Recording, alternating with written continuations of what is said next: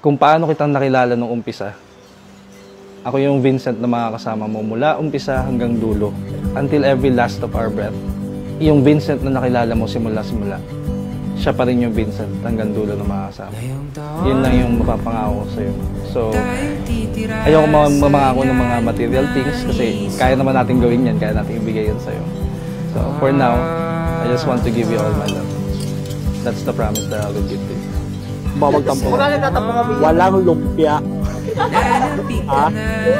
Ni-inform ko na kayo, walang lumpia. Ha? Walang Sharon. Ha? Simpleng tao lang siya. I mean, typical, Beb. More always to come. Dati nakakapag-cellphone pa ako. Ngayon, pag hindi ka nagluto, babatukan ka agad. Safe lang, di niya ako abot. Pagkaganda naman talaga ng flower, guys! Love you, Beb. Love you more, Beb.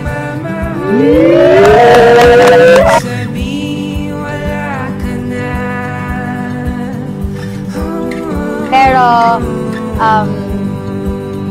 thank you kasi kahit napaka-pasaway ko, napaka-maldita ko, lagi ka pa rin nandyan. Tinitake in mo pa rin lahat ng kapasawayan ko. So, thankful ako na kayo mo akong i-handle and be thankful din na na-handle kita. So, let's handle each other wisely. And sana anumang obstacles, struggles na maranasan natin, pagtagumpayan natin yun ng magkasama. Siguro yung masasagot ko dyan nung last time na na-meet niya yung lola ko before my lola passed away. So, dumalaw siya, tapos gustong-gusto siya ng lola ko. Which is yung lola ko kasi bihira talagang makakilala ng babae dun sa amin. Tapos nung pinakilala ko siya kay lola ko, gumaan yung loob ni lola ko sa akin. And ako kasi lumaki ako sa lola. Iba yung ko. Tapos, nung time na pareho kami nasa work, tumawag sa akin yung tita-tito ko, mama ko, sabi niya, Vincent, si lola nyo, wala na. So, at the same time, lumabas ng office si Beb. Kinuha niya yung motor, pinatakbo niya ng mabilis, pinatid niya ako agad sa may bahay para makaabot ako dun sa pinaka-last pulse ng lola ko. So, para sa akin kasi isa sa mga mabibigat na life event sa akin yun, nung nawala yung lola ko. So, grabe yung suporta na pinakita talaga niya sa akin doon sa part na yun. Tapos, nung sabi ko na siya yung bumabalanse sa akin sa lahat ng bagay. Sa kanya ko nakita yung hindi ako kailangang matakot na mag-step forward.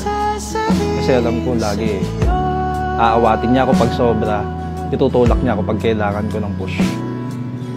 Kapatid na Vincent Ray Anonas Uy, taimtim ka bang sumasang-ayon sa harapan ng Diyos at ng naritong mga saksi na kunin si kapatid na Hazel Helga Moscatiles Bernisca na maging iyong tunay na asawa? Na siya'y iyong iibigin at pagtititaganan, iyong pagmamahalin maging sa kalusugan at sa karamdaman, sa kasaganaan at kahirapan. At iwan mo man ang iba ay mananatili sa kasakay niya habang kayong dalawa ay nabubuhay. Para kay mama at papa. So, eto na ako ngayon. I'm already 30 years old. So, first of all, gusto kong mag-sorry talaga sa inyo. Sorry kasi marami pa akong bagay na gustong ibigay sa inyo. Marami pa akong bagay na gustong iparana sa inyo. Gusto ko pang suklian lahat ng paghihirap sa akin. And alam ko sa sarili ko na hindi ko na ginagawa yun para sa inyo. Gusto ko na lang siyang gawin para sa sarili kong fulfillment na anak nyo ko, nagawa ko to para sa inyo. For me, that was the greatest achievement na may ibibigay ko sa anak ko from the future. Yung mahalin yung sarili ng parents. Talaga naghahanap kami ng location na accessible both parents. Kasi tulad niyan ako, solo lang na anak. And I know naman si daddy, kailangan lagi ako, laging naka-baby, ganyan. Pero gusto ko pa rin talaga na malapit sa inyo. And malapit din sa parents niya. So, hindi mawawala na ako yung laging nandito. Wala na kayong magagawa for life na yun.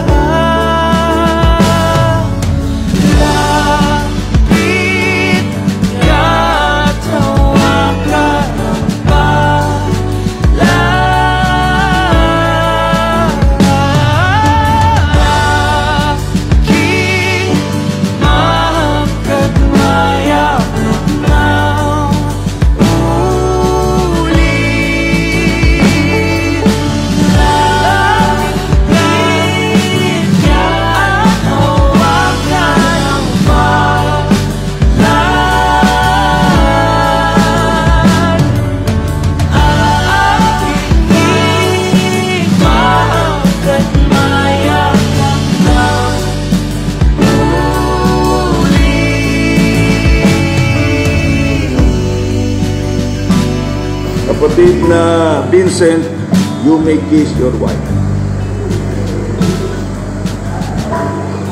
Palakpakan po natin ang mga kapatid.